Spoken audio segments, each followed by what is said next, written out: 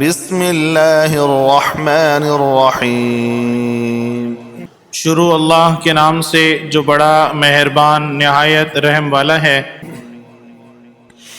سبح اسم ربک الاعلی اے پیغمبر اپنے پروردگار جلیل الشان کے نام کی تسبیح کرو، الذی خلق فسوى جس نے انسان کو بنایا پھر اس کے اعضاء کو درست کیا، والذی قدر فہدى اور جس نے اس کا اندازہ ٹھہرایا پھر اس کو رستہ بتایا، والذی اخرج المرعى اور جس نے چارہ اگایا فجعله غثاء احوى پھر اس کو سیاہ رنگ کا کوڑا کر دیا۔ سنقرئك فلا تنسى ہم تمہیں پڑھا دیں گے کہ تم فراموش نہ کرو گے إلا ما شاء الله إنه يعلم الجهر وما يخفى مگر جو خدا چاہے وہ کھلی بات کو بھی جانتا ہے اور چھپی کو بھی۔ ونيسرك لليسرى ہم تم کو آسان طریقے کی توفیق دیں گے، فذكر إن نفعت الذكرى سو جہاں تک نصیحت کے نافع ہونے کی امید ہو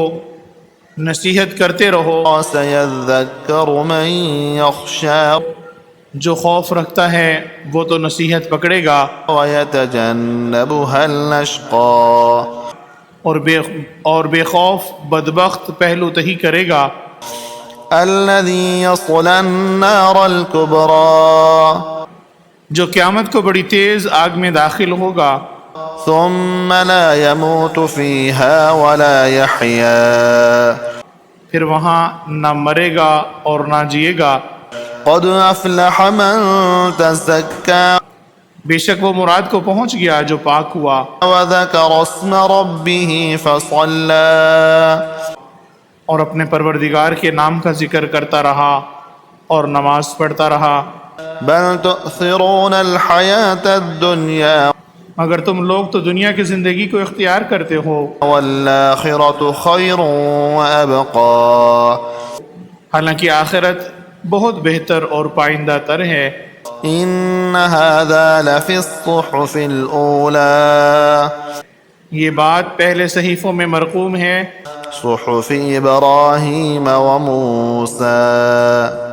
یعنی ابراہیم اور موسیٰ کے صحیفوں میں۔